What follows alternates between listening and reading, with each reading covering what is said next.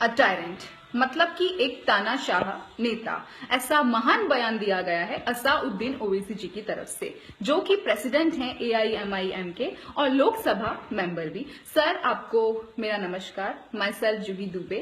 और कुछ गलती हो, कुछ अगर बोलने में आपको दिक्कत लगे और सुनने में, तो प्लीज माफ कर दीजिएगा। यहाँ पर मैं अपने कुछ पॉइंट्स, वैलिड पॉइंट्स रखना चाहती हूँ। तो सर, आपने कहा, मैंने आज का न्यूज़पेपर पढ़ा, उसमें लिखा हुआ है कि डिमोनेटाइजेशन के जो दिन चल रहे हैं, कैश की प्रॉब्लम, ATMs में शायद पैसे नहीं है, क्यू बड़ी बड़ी लंबी लंबी हो रही है या छोटी हो रही है, लेकिन उसमें प्रॉब्लम्स तो भारत के हर नागरिक को कहीं ना कहीं हो रही है। लेकिन उसमें आपने ये कहा है कि सबसे ज्यादा जो प्रॉब्लम हो रही है वो मुस्लिम को हो रही है। तो सर, सारी की सारी प्रॉब्लम सिर्फ मुस्लिम को हो रही है?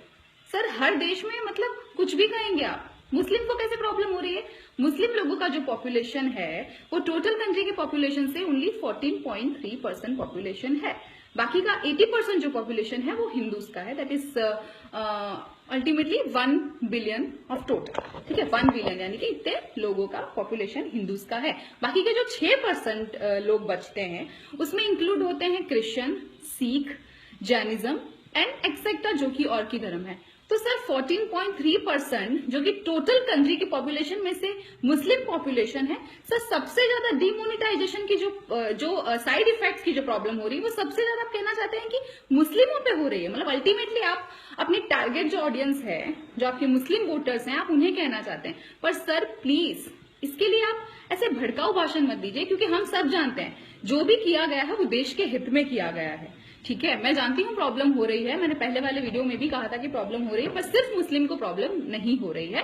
सारे के सारे देश को कहीं ना कहीं कुछ ना कुछ छोटी छोटी दिक्कतों का सामना कर रहा है। और अगर कोई भी बदलाव आता है तो उसमें कहीं ना कहीं सबको थोड़ा बहुत तो चेंजेस में एक्सेप्ट करना ही पड़ता है। और अगर जनता सपोर्ट कर रही है तो आपको क्या प्रॉब्लम है?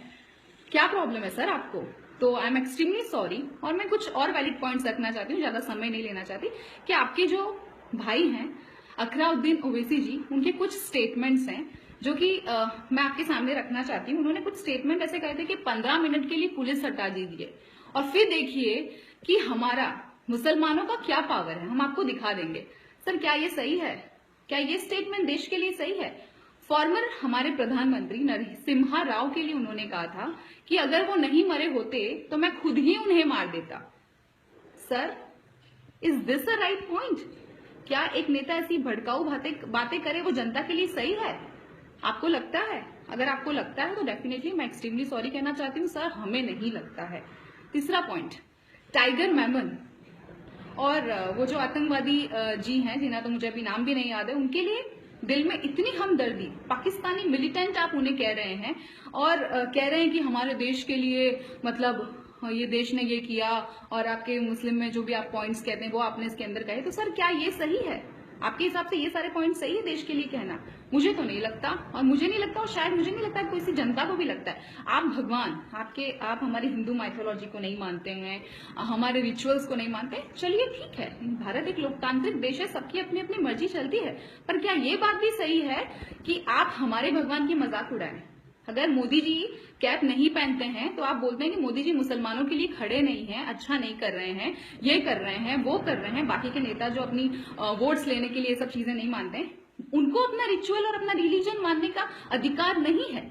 लेकिन अगर आप लोग हमारे भगवान के लिए कुछ भी बोल दें तो वो सब कुछ चलता है, तो सर ऐसा तो नहीं होगा, ये बिल्कुल नहीं चलेगा। और आपके भाई ने एक और भाषण दिया कि अगर हम मुसलमान भारत छोड़ दें तो हम अपना ताजमहल, रेड फोर्ट और कुतुब मीनार ले जाएंगे।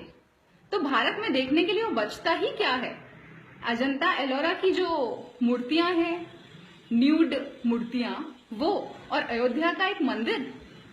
तो सर, ये कहते हैं आपके भाई भारत के पास और कुछ है ही नहीं? तो सर, इतिहास गवाह है कि मुगल्स जब आए थे तो उन्होंने हमारे मंदिर का कितना सत्यानाश किया है, वो सारे के सारे लोग जानते हैं। और ये सब सर हम कह रहे हैं, फिर भी हम लोग भड़काऊ भाषण नहीं देते हैं आपके लिए। चलिए, कहीं ना कहीं तो सब लोग कुछ ना कुछ कहते हैं, पर इस तरीके का भाषण कि अगर हम मुसलमान चाहे तो हम हिंदू को कभी पीसफुली रहने नहीं देंगे, क्या सर ये सही है? और मोदी जी का भाषण आप सुनिए, उन्होंने कहा था कि मुस्लिम्स को सिर्फ वोटर्स की नजरों से मत देखो, वो भी हमारा एक परिवार है। जो कि हम भी जानते हैं। तो सर, हम तो आपको अपना समझ चुके हैं, पर वक्त और उस दिन का इंतजार है कि आप लोग कब हमें अपना समझेंगे।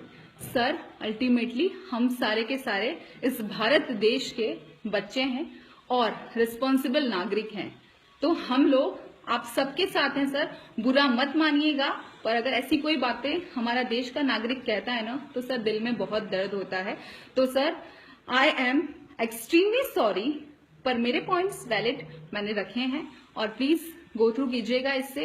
ये सारे के सारे वैल्यूएबल और वैलिड पॉइंट्स हैं और सारी की सारी जनता से मैं रिक्वेस्ट करना चाहती हूँ कि प्लीज सपोर्ट कीजिए। ऐसे कोई भी भाषण या ऐसे कोई भी चीजों का आपको बिल्कुल सपोर्ट करने की जरूरत नहीं है, because ultimately we are public and we are power. तो रिस्पेक्टेड प्रधानमंत्री जी, मैं वापस से कहना चाहती हूँ कि पूरा देश, पूरी की पूरी जनता आपके साथ है और हम ये लड़ाई करप्शन फ्री भारत की जीत कर ही रहेंगे। So we are Indians, we support you sir, we are with you. Bharat माता की जय, वंदे मातरम, जय Hind. Thank you very much.